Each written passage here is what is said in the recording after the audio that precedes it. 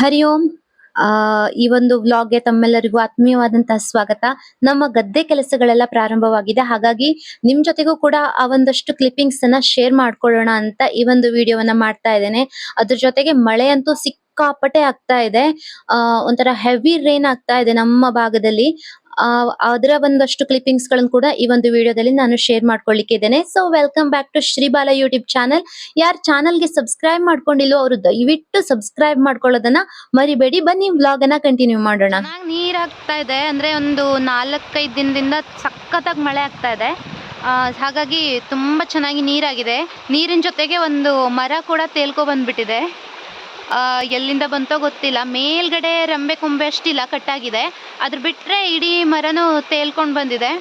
ಈಗ ಇದನ್ನು ಕಟಿಂಗ್ ಮಾಡಿಸಿ ಹಾಕ್ತಾರಿರಬೇಕು. ಇಲ್ಲಾಂತಂದರೆ ನೀರು ಜಾಸ್ತಿ ಬಂದುಬಿಟ್ರೆ ಇದು ನೀರು ತುಂಬಿಟ್ಟು ಸೈಡಿಗಿದೆ. ಅದು ಈಗ ಸೈಡಿಗಿರೋ ಥರ ಕಾಣಿಸುತ್ತೆ. ಬಟ್ ಜಾಸ್ತಿ ನೀರು ಬಂದಾಗ ಅದೇನಾದರೂ ಅಡ್ಡ ಆಗಿಬಿಟ್ರೆ ಅದಕ್ಕೆ ಕಸ ಕಡ್ಡಿ ಎಲ್ಲ ಅದಕ್ಕೆ ಸಿಕ್ಕೊಂಬಿಟ್ಟು ಮತ್ತು ನೀರೆಲ್ಲ ನಮ್ಮ ಗದ್ದೆಗೆ ಹಾಯ್ದುಬಿಡುತ್ತೆ.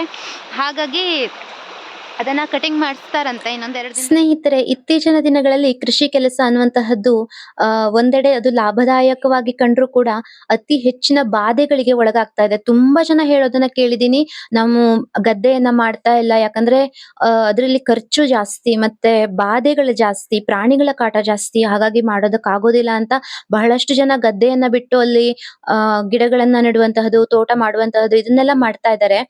ಆದ್ರೆ ಬಾಧೆಗಳು ಅನ್ನುವಂತಹದ್ದು ಇವಾಗ ಗದ್ದೆಗೆ ಮಾತ್ರ ಸೀಮಿತವಾಗಿಲ್ಲ, ಪ್ರತಿಯೊಂದು ಬೆಳೆಗೂ ಇವತ್ತು ವಿಸ್ತಾರ ಮಾಡ್ಕೊಂಡಿದೆ. ಅಡಿಕೆಗಿರಬಹುದು, ತೆಂಗಿಗಿರಬಹುದು, ಅಥವಾ ಯಾವ್ದಾದ್ರು ಹಣ್ಣಿನ ಕೃಷಿಯನ್ನ ಮಾಡಿದ್ರೆ ಅದಕ್ಕಿರಬಹುದು, ಎಲ್ಲದಕ್ಕೂ ಕೂಡ ಬಾಧೆಗಳು ಇದ್ದೇ ಇರತ್ತೆ. ಕಷ್ಟ ಎಲ್ಲಾ ರೀತಿಯಾದಂತಹ ಕೃಷಿಗಳಲ್ಲೂ ಇದೆ ಇವತ್ತಿಗೆ. ಆದ್ರೆ ಆ ಕಷ್ಟಗಳ ನಡುವೆಯೇ ಒಂದು ಖುಷಿಯನ್ನ ಕಾಣುವಂತಹದ್ದು ರೈತರ ಜೀವನ ಅಲ್ವಾ. ಹಾಗಾಗಿ ನಾವು ಕೂಡ ಇಷ್ಟು ವರ್ಷಗಳ ತನಕ ಗದ್ದೆಯನ್ನ ಮಾಡ್ತಾ ಇದ್ದೀವಿ. ಮುಂದೆ ಹೇಗೋ ಗೊತ್ತಿಲ್ಲ, ಯಾಕಂದ್ರೆ ಇತ್ತೀಚೆಗೆ ಒಂದ್ 2-3 ವರ್ಷಗಳಿಂದ ವಿಪರೀತವಾಗಿ ಮಳೆ ಆಗ್ತಾ ಇದೆ ನಮ್ಮ ಭಾಗಗಳಲ್ಲಿ. ಅಂದ್ರೆ ಮೇ ಇಂದ ಹಿಡಿದು ಡಿಸೆಂಬರ್ ತನಕನೂ ಮಳೆ ಆಗುವಂತದ್ದು ಈ ತರ ಎಲ್ಲ ಆಗ್ತಾ ಇದೆ. ಹೀಗಾದ್ರೆ ಗದ್ದೆ ಬೆಳೆಯುವಂತಹದ್ದು ಸ್ವಲ್ಪ ಕಷ್ಟ ಆಗಬಹುದು. ಆ ಈಗ ನಮ್ಮ ಟೇಲರ್ ಕೆಲಸ ಮಾಡ್ತಾ ಇದೆ ಗದ್ದೆಯಲ್ಲಿ. ಇದು ಬೀಜ ಹಾಕೋದಕ್ಕಾಗಿ ಮಾಡಿರುವಂತಹದ್ದು.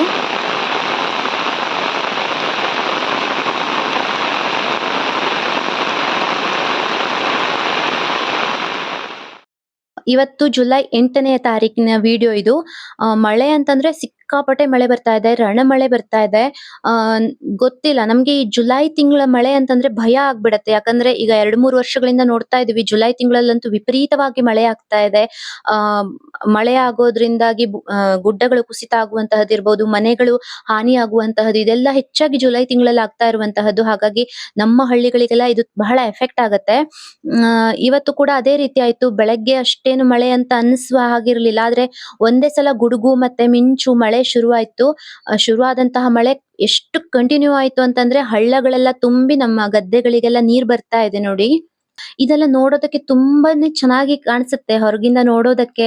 ಆದ್ರೆ ಇದನ್ನ ಅನುಭವಿಸುವಂತಹ ನಮ್ಗೆ ಆ ಕಷ್ಟ ಗೊತ್ತು. ಯಾಕಂದ್ರೆ ಹಳ್ಳದ ನೀರು ಕೇವಲ ನೀರಾಗಿ ಬರೋದಿಲ್ಲ, ಅದರಲ್ಲಿ ಹೊರಗಡೆಯಿಂದ ಬಂದಂತಹ ಪ್ಲಾಸ್ಟಿಕ್ ಗಳಿರಬಹುದು, ತ್ಯಾಜ್ಯ ವಸ್ತುಗಳನ್ನ ಅದು ಹೊತ್ಕೊಂಡು ಬರುತ್ತೆ. ಅದರ ಜೊತೆಗೆ ರೇತಿ ಮಣ್ಣು ಬರುತ್ತೆ, ರೇತಿ ಮಿಶ್ರಿತವಾಗಿರುವಂತಹ ಮಣ್ಣು ಗದ್ದೆಗಳಲ್ಲಿ ಬಂದು ಕೂತ್ ಬಿಡತ್ತೆ.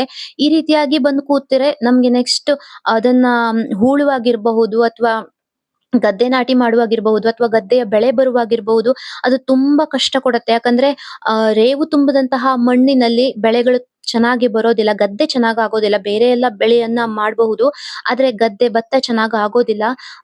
ಅದು ಸ್ವಲ್ಪ ಬೇಸರದಾಯಕವಾದಂತಹ ಸಂಗತಿ. ಬಟ್ ಇದು ಇವತ್ತೇನು ಹೊಸದಾಗಿ ಆಗುವಂತಹದ್ದಲ್ಲ. ಹಿಂದೆಯೂ ಕೂಡ ಈ ರೀತಿ ಆಗಿತ್ತು, ಮುಂದೆ ಕೂಡ ಈ ರೀತಿ ಆಗತ್ತೆ. ಇದರ ನಡುವೆ ನಮ್ಮ ಜೀವನ ಸಾಗ್ಬೇಕು ಅಲ್ವಾ.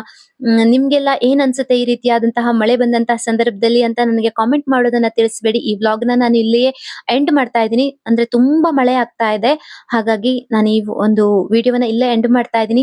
Thank you so much. ಇಷ್ಟೊತ್ತು ತನಕ ನನ್ನ ಜೊತೆಗಿದ್ದು ಈ ಒಂದು ವ್ಲಾಗ್ ಅನ್ನ ತಾವು ಕೂಡ ನೋಡಿ, ಹಾಗೆ ನಮ್ಮ ಒಂದಷ್ಟು ಬೇಸರವನ್ನ ತಾವು ಕೂಡ ಹಂಚಿಕೊಂಡಿದ್ದಕ್ಕೆ ಧನ್ಯವಾದಗಳು. ಮುಂದಿನ ವಿಡಿಯೋದಲ್ಲಿ ನಾನು ಮತ್ತೆ ಸಿಗ್ತೀನಿ. Thank you.